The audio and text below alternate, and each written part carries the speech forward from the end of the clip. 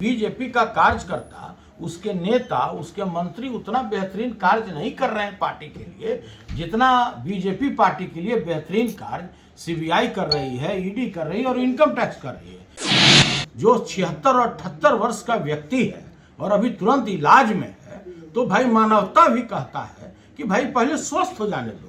स्वस्थ हो जाए, तुमको जितना बार उनसे पूछना है सवाल पूछो। बीजेपी सीबीआई लगा ले, ईडी लगा ले, इनकम टैक्स लगा ले, कुछ भी लगा ले, लालू यादव जी के पीछे में, उनके परिवार के पीछे में, तेजस्वी जी के पीछे में, उनका पत्ता यहाँ पर एक बोहनी नहीं होने जा रहा है। अगर आप बीजेपी में हैं तो आप राजा हरिश्चंद्र हो जाते हैं। बीजेपी से हटकर जैसे ही दूसरे पार्टी में जाते हैं तो आप डाकू खड़क सिंह हो जाते हैं। तो नमस्कार, मैं साकेत कुमार। आप बिहार इन शॉर्ट्स देख रहे हैं। जिस तरीके से कल राबड़ी आवास पर सीबीआई की टीम पहुंची हुई थी पूछताछ के लिए, और वहीं आज लालू प्रसाद यादव से पूछताछ करने के लिए दिल्ली गई हुई, इसके ऊपर आरजेडी कोटे से एमएलसी सुनील सिंह ने साफ तौर पे कह दिया है कि सीबीआई को, भाजपा को कम से कम इतना तो सोचना चाहिए कि मानवता के नाम पर भी जो व्यक्ति अभी इलाज करवा के आया उससे तो कम से कम सवाल ना पूछे, कुछ दिनों के बाद पूछ ले। साथ ही साथ सीबीआई पे जमकर उन्होंने निशाना साधा और कहा है कि अब सीबीआई का आम जनता में कोई भी इज्जत नहीं रह गया है। पिछले 18-19 साल से जिस केस में लगे हुए, कम से कम अब तो वो सॉल्व हो जाना चाहिए था।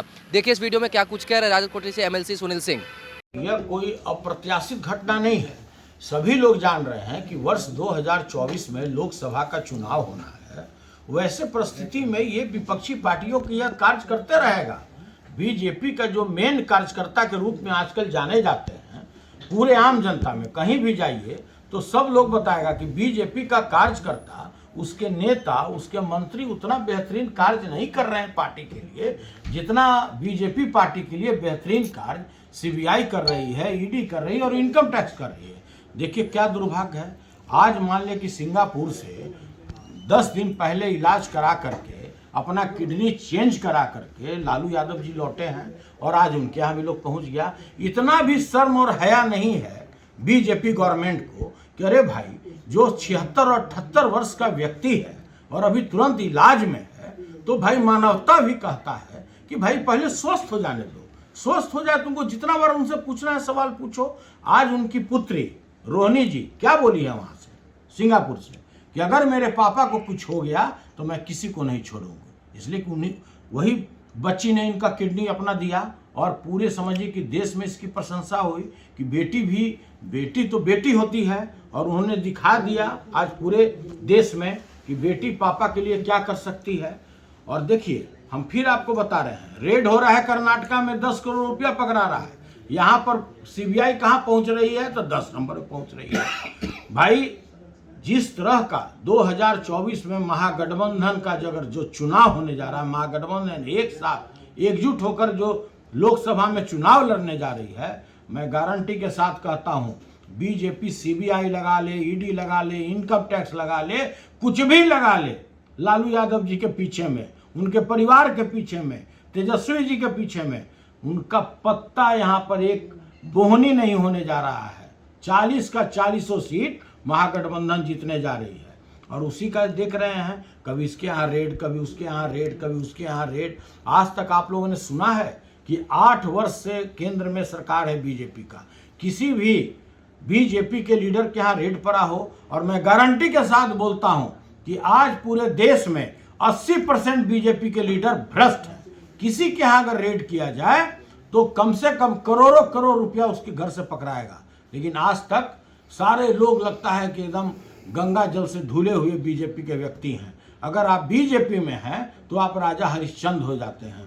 बीजेपी से हटकर जैसे ही दूसरे पार्टी में जाते हैं तो आप डाकू खड़क सिंह हो जाते हैं। तो देखिए, यह शर्म की बात है, बीजेपी के लीडर के लिए शर्म की बात है कि आप बदले की भावना से कार्रवाई करते हैं। आप जो संस्था है, जो निष्पक्ष संस्था इस देश में जानी जाती थी, उसका आप दुरुपयोग कर रहे हैं। आप उसका अपने शत्रुओं को, अपने विरोधियों के ऊपर में आप बदला साधने के लिए उसका बुरी तरह से आप उसका उपयोग कर रहे हैं।